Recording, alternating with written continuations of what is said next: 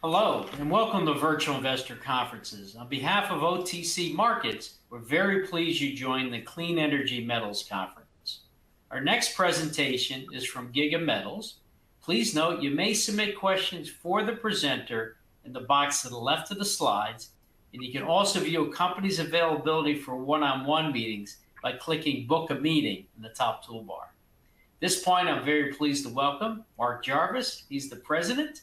And Scott Lendrum, he's the Chief Executive Officer at Giga Metals, which trades on the OTCQB venture market under the symbol GIGGF and on the TSXV under the symbol GIGA.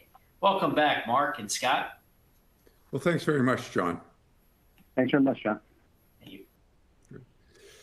So I'll just kick this off. A lot of you may be familiar with the project. For those of you who aren't, we're just going to give a very brief overview and then get on to sort of what's new, including Scott. So this first slide, terrain matters. This shows our camp. It shows the Turnagain River, which is a relatively low volume river. And this is gentle rolling foothills terrain. So it's perfect terrain for open pit mining. And so that's well worth knowing. I've been with this project since 2004.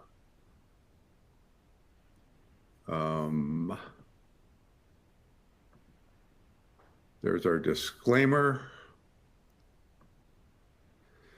And here's the current team. We've got a small but very good team. And the thing I've noticed about this project over time is that good projects attract good people. And we have managed to do that quite consistently over the years. And so, Greg Ross, who is our project manager, I've managed to get him involved. He's very confident at running any kind of exploration activities that we need to do. And he's sort of on the front line of dealing with communities and First Nations up in, where we're working. And then we managed to attract Martin Vidra and Lyle Tritton. They're both ex-Sherritt, which is a Canadian company that produces nickel and cobalt out of Cuba. So a lot of Americans, don't really follow this company. But they both come from a producing background. Martin, used to be the president of the Nickel Institute. He was a founding member of the Cobalt Committee on the London Metals Exchange. And Lyle Tritton, as a technical person, I don't think I've ever met anyone as impressive as Lyle. He knows all about metal extraction, including hydrometallurgy.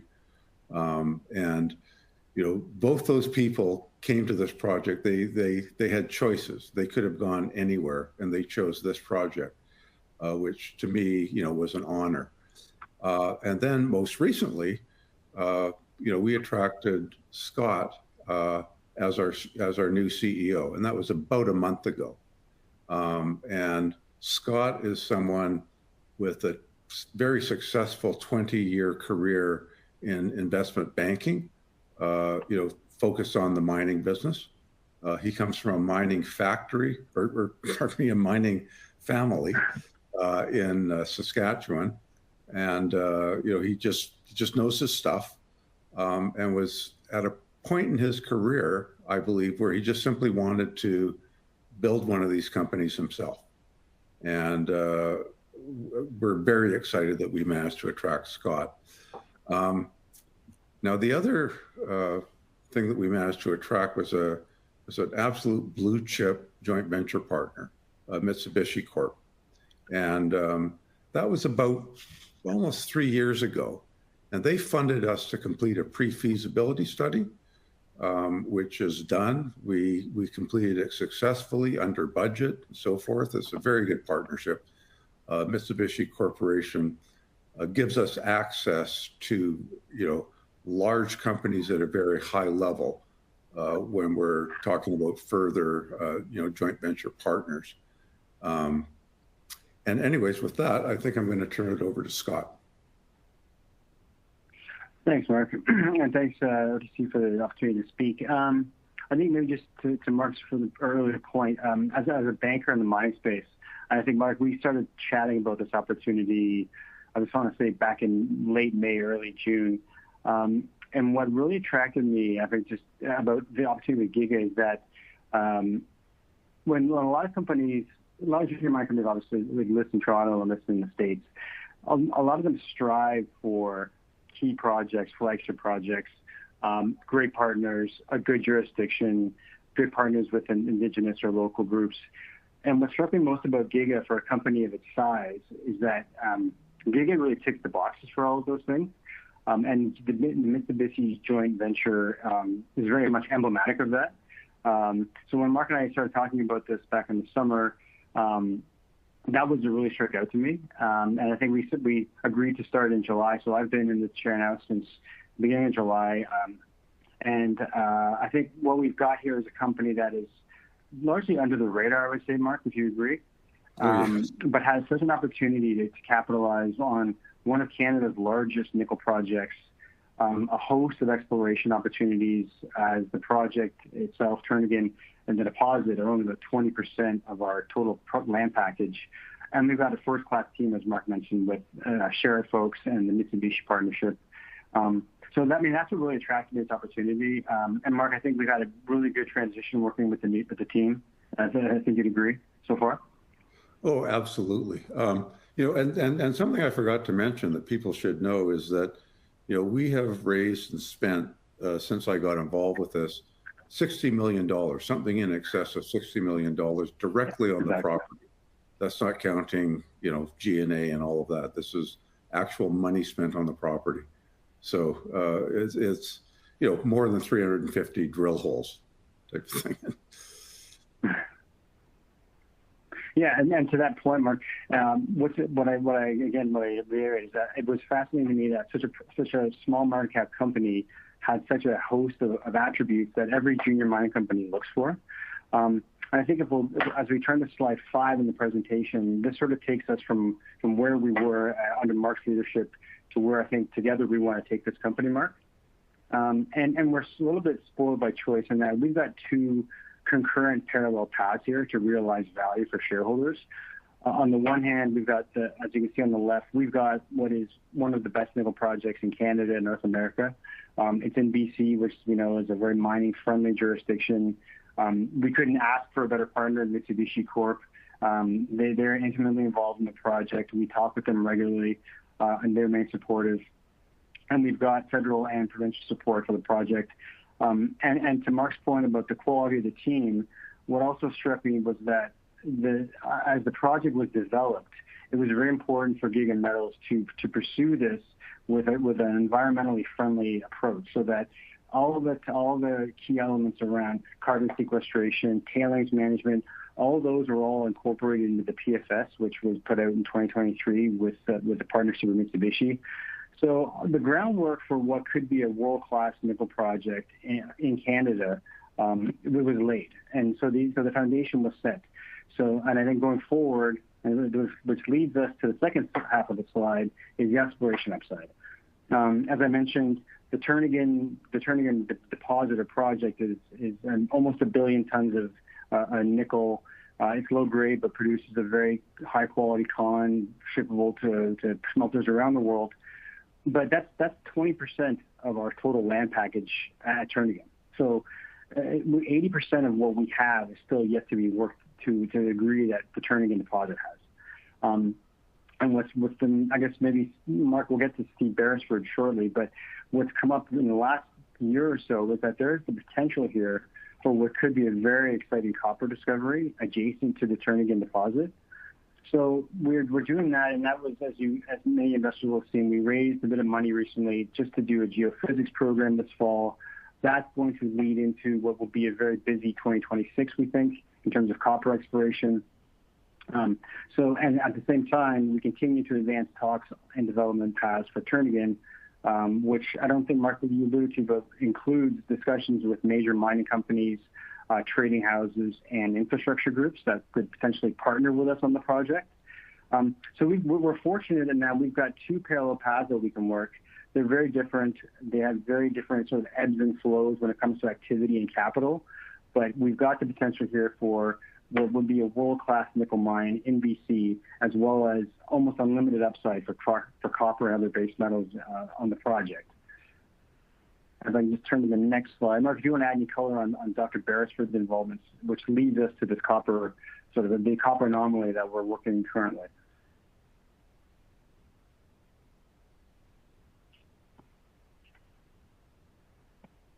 I just became aware of him and familiar with him, and I really like the way he thinks. He's a world-class nickel and polymetallic explorer. He's had big jobs. He's a PhD. He's an academic, but he's what I would call a practical academic. He's, it's not just about academic papers. It's about the practicalities of actually, what is the target?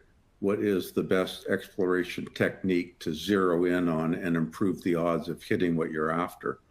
And he's explored for nickel and polymetallic deposits all over the world.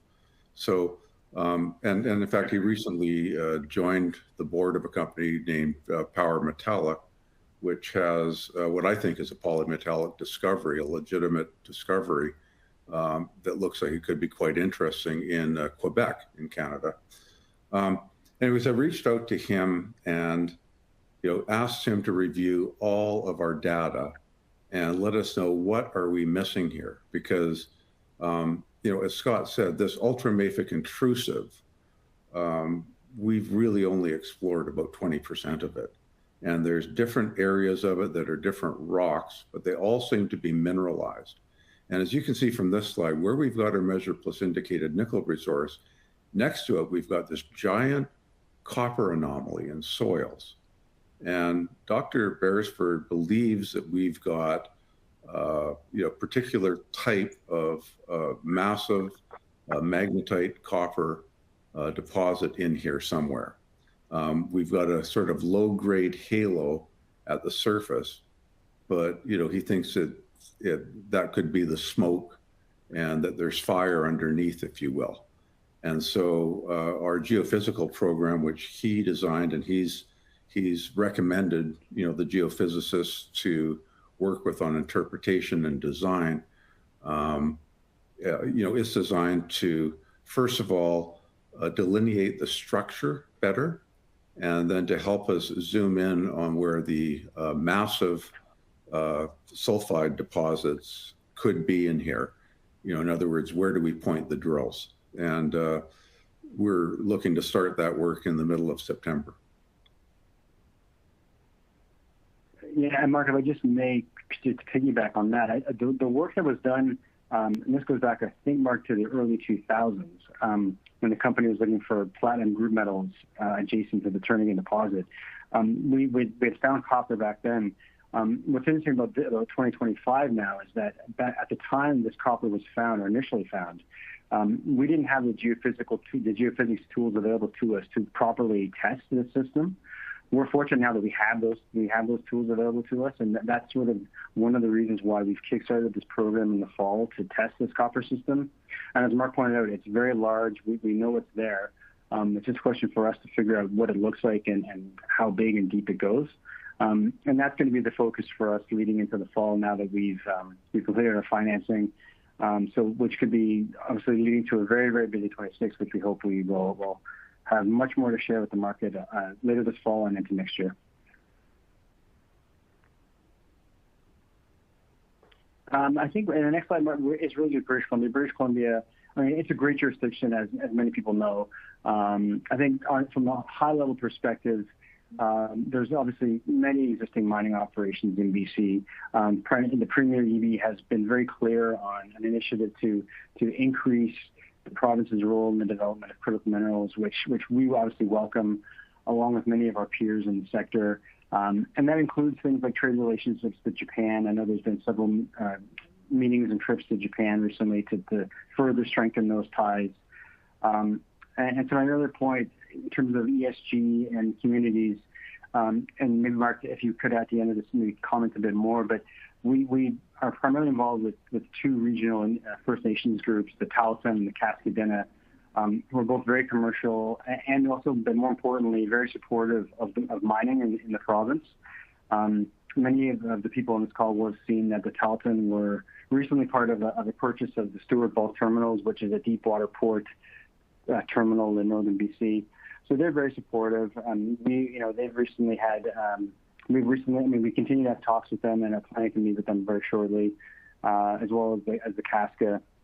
And Mark, maybe if you would speak to maybe Ed's role in that and your past relations with the Tahltan and how they've continued to help this project forward. Yeah, sure. I mean, I've been involved with this project since 2004, and I've been engaged with both the Tahltan and the Casca, since that time. And both the Tahltan and the Casca agree, at least most of them do, that it's a 50-50 deal. So the Tahltan control access to the project, and the Casca are downstream from us. And so both have legitimate interests, we feel, in the project and in the effects of the project. And so we do as much as we can to be engaged.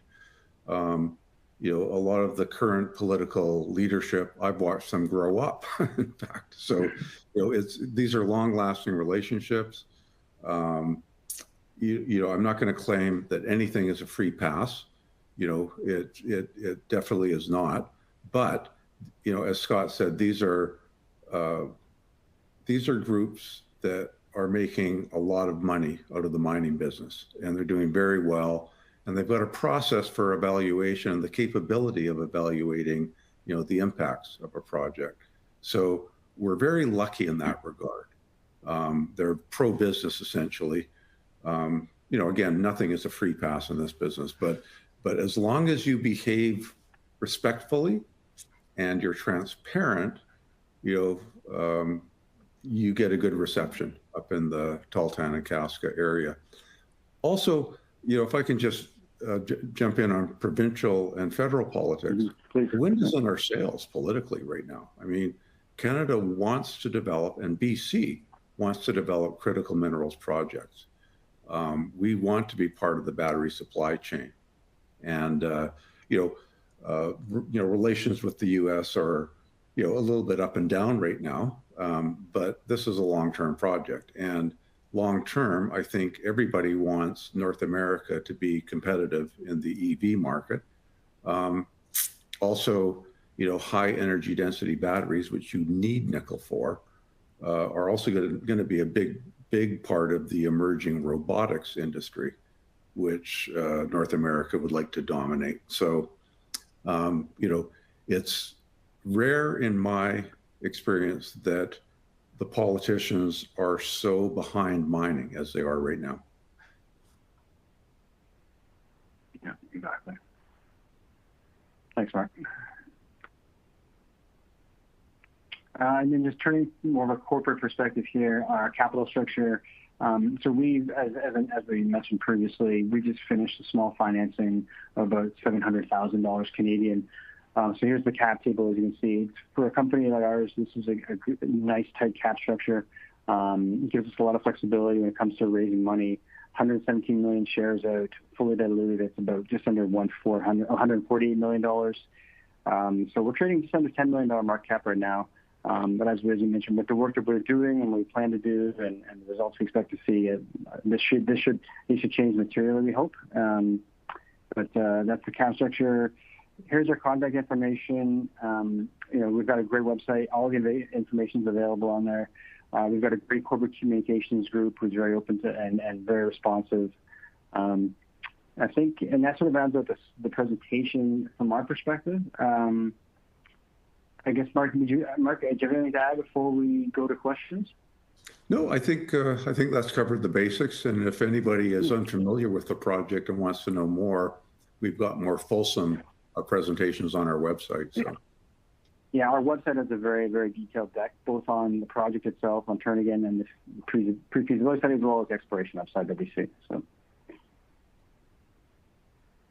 So I guess, Mark, we'll go to questions now. So if there's no other ground that we want to cover. Yep, sure. So great. So the first question we have is related to, is the company currently open to doing an uplisting or any capital raises in the near term? As I just mentioned, we just finalized a small financing, which will fund our $700,000, which will fund our geophysics program come September. We expect that to be on the ground in the first week, with results hopefully by early October. So the capital raise, we are likely not going to be raising immediately, but obviously as an exploration development group, there's an almost constant need for capital. The one thing I would add to that is that given the opportunity we have at the project, we're sort of only limited by how much we want to do at site in terms of exploration. So, and that will be guided in large part by the results of the MC program and the EM that we're doing this fall. But so in terms of capital, we are good for the moment. But as I said, we will likely be coming back to market depending on the results from this latest geophysics program. Mark, do you have anything to add on the capital side? I think that pretty much covers it. No, I think you've got it covered, Scott. Okay, great. The next question is, how will your ore grades volumes compare with peers in your region? That's an interesting question because, and Mark, I feel pretty sure to jump in on this, but I think maybe it's the first thing I would say is there aren't a lot of peers in our region in terms of for nickel cobalt deposits, and in terms of as grades and volumes go, Turnagain is itself a lower grade system, a very large tonnage lower grade system. Our 2P is about 0.21%, which is lower than many peers around the world, but obviously it's a large tonnage, low-grade system. That being said, I think, as Mark pointed out, we do have our full pre-feasibility study on our website.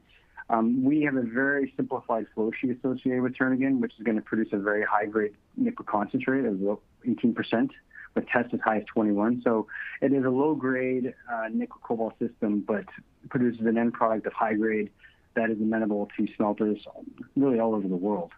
So I think that's the best way to characterize that. Mark, do you have anything that would add to that? I would add that, I mean, it's, as far as I know, we're not like any of the other projects that people compare us to.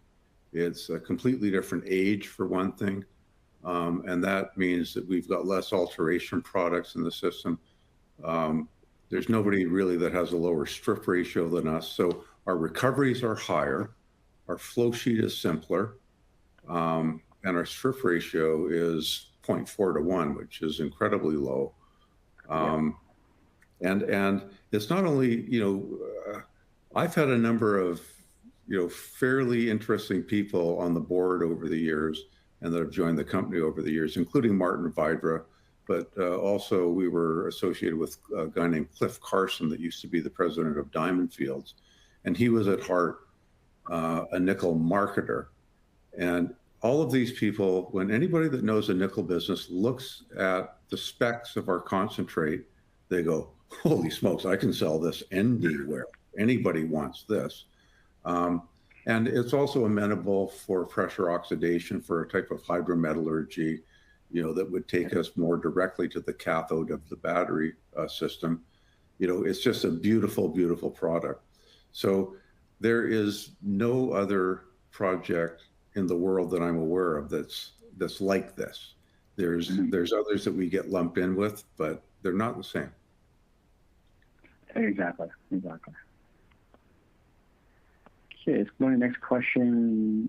This actually might be for you, Mark, but Mark, I think you should take this one first. How heavily do federal and provincial support de-risk the Turnagain project? How much do federal and provincial support? Well, support de-risk. Yeah. I think they're going to be quite important because if you look at our CapEx, it's $1.9 billion US. And of that, about 10% or even slightly more than that is for infrastructure, meaning power line and road. And both the provincial and the federal governments are very interested in providing infrastructure to develop critical minerals projects, again, to be part of that supply system for for batteries, for stainless steel, for everything in North America. And so, and I know that the provincial government right now is doing a feasibility study on extending the BC Hydro grid, all the way up to the Yukon, and there's potential power generation opportunities up in the Yukon that could feed back down to the BC grid, all of that sort of thing. So it's all under study. There's a great deal of interest, and if either or both levels of government were to step in on the infrastructure level, that would send a strong signal to the international mining community. And that would be good because, at the end of the day, in one form or another, a major mining company will get involved with this.